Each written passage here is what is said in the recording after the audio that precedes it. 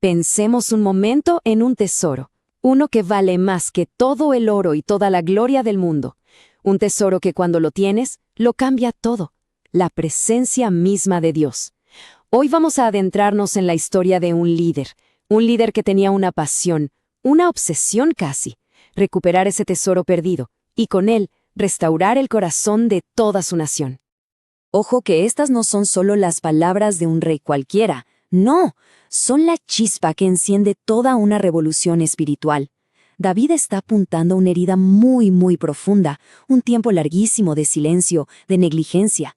Y al decir esto, él no se muestra solo como un monarca, no, se revela como el verdadero protagonista de esta historia, un hombre con un único y profundo anhelo, volver a conectar a su gente con el corazón de Dios. El tesoro perdido. Para entender de verdad esa urgencia que sentía David, primero tenemos que dimensionar el vacío que dejó esta pérdida. Es que no estamos hablando de una simple cajita de oro, Para nada. Estamos hablando del centro neurálgico, del mismísimo corazón espiritual de Israel. Era, literalmente, el alma de su identidad y de su fuerza. El Arca del Pacto. Miren, esto era mucho, pero mucho más que un cofre de oro y madera. Era la materialización de una promesa. Era la presencia visible de un Dios que es invisible. Piénsenlo así. Era la brújula que los guiaba en el desierto, la fortaleza que los sostenía en plena batalla y la garantía de que iban a ganar. En resumen, era el cielo tocando la tierra. Era Dios mismo caminando entre su pueblo. Y de repente pasa lo impensable, la tragedia. ¡Pum! Golpea. En medio del caos, en una batalla perdida, ese símbolo sagrado de la presencia de Dios es capturado por los enemigos. Y esto es clave, no fue solo una derrota militar, no, fue un colapso espiritual. La gloria de la nación no es que se fue, es que se la llevaron como un trofeo de guerra. Y claro, la pregunta que todos nos hacemos es, ¿cómo? ¿Cómo es posible que algo tan sagrado se pierda? Bueno, la respuesta no la vamos a encontrar en el campo de batalla, sino mucho más adentro. El problema de fondo no fue un error de estrategia militar, sino una crisis espiritual profundísima, una grieta en el corazón mismo de la nación. Vamos a ver cuáles fueron esas causas. Miren, que se llevaran el arca fue solo el síntoma visible de una enfermedad que venía de adentro. ¿Qué pasaba? La adoración se había vuelto fría, un ritual vacío, pura costumbre. El sacerdocio, que se suponía era la línea directa con Dios, estaba totalmente corrompido por la inmoralidad de sus líderes. Y claro, como consecuencia, la gente se fue alejando en silencio de una relación real con su Creador. Y aquí viene algo fascinante. Los propios nombres de los líderes de esa época nos cuentan la historia. Fíjense, empecemos con Elí. Su nombre significa elevado.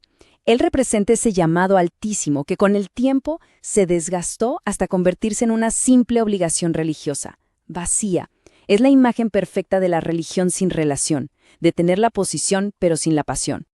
Luego tenemos a su hijo, Ofni. Su nombre significa pugilista, o sea, un peleador.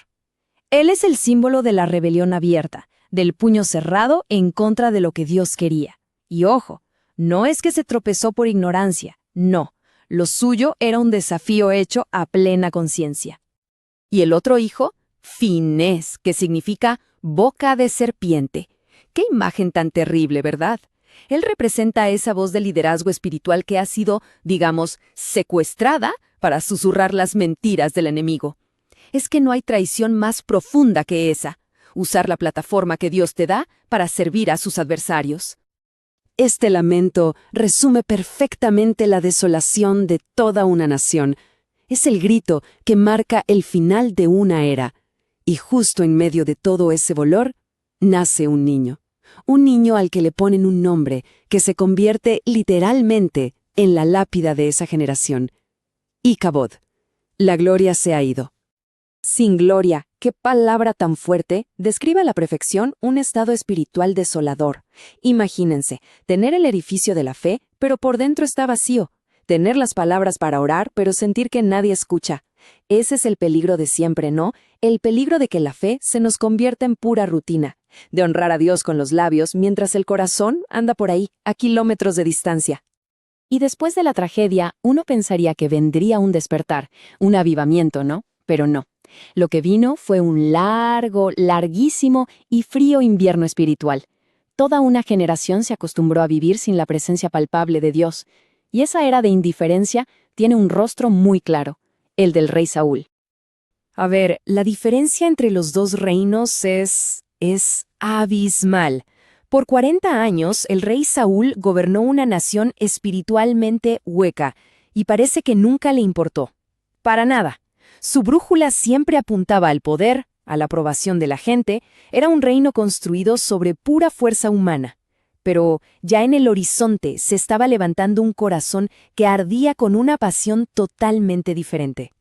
Y es justo aquí donde la historia como que toma un respiro y da un giro.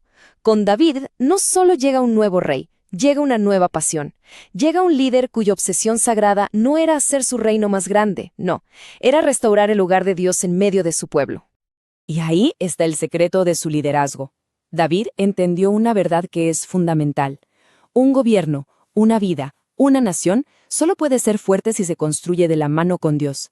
Él sabía que la sabiduría para gobernar, que la prosperidad de verdad, no viene del ingenio humano, sino de la presencia de Dios. Por eso para él, traer de vuelta el arca no era una cosa más en su lista de tareas pendientes. No, era la misión que definía todo su reinado. Ahora, la pregunta es, ¿cómo se restaura algo tan sagrado? ¿Cómo se hace? Bueno, el viaje que emprendió David para traer de vuelta el arca no es solo un cuento antiguo, es un verdadero mapa espiritual. Nos enseña principios que no caducan, principios para cultivar y proteger la presencia de Dios. Vamos a verlos. Este camino de regreso a la gloria se apoya básicamente en 3 pilares. Y no son una fórmula mágica, son 3 actitudes del corazón que el propio David tuvo que aprender, y muchas veces de la manera más difícil, cometiendo errores. Vamos a ver cada uno de ellos. El primer pilar, la santificación. David se dio cuenta de que con lo sagrado no se juega, no se puede manejar de cualquier manera, se necesitan manos limpias y un corazón puro, y esto nos deja una lección vital. Para poder acercarse a un Dios santo, primero hay que dejar que Él nos haga santos. Es un acto de dedicación total, de apartar la vida para ser un recipiente digno de su gloria. El segundo pilar, seguir el modelo de Dios. ¿Recuerdan el primer intento de David? Estaba lleno de buenas intenciones, pero terminó en tragedia. ¿Y por qué? Porque usó un método humano, un carro nuevo, en vez del método que Dios había ordenado. La lección fue durísima, pero muy clara. A Dios no solo le importa qué hacemos, le importa, y mucho, cómo lo hacemos. La verdadera adoración no se trata de nuestra creatividad, sino de nuestra obediencia. Y llegamos al pilar final, el que de verdad lo sostiene todo, el amor. Miren, no es casualidad que el nombre de David signifique amado. Su búsqueda del arca no venía de una obligación religiosa, ni tampoco buscaba conseguir bendiciones. No, era simplemente la respuesta de un corazón enamorado. Él quería la presencia de Dios porque amaba a Dios. Punto. Y esa es la motivación que lo cambia todo, la que transforma la religión en una relación llena de vida. Y al final, toda esta historia antigua hace eco con una verdad eterna, una verdad todavía más profunda. Ese mismo deseo que ardía en el corazón de David por tener a Dios cerca, es apenas un reflejo del deseo que arde en el corazón de Dios por tenernos cerca a nosotros.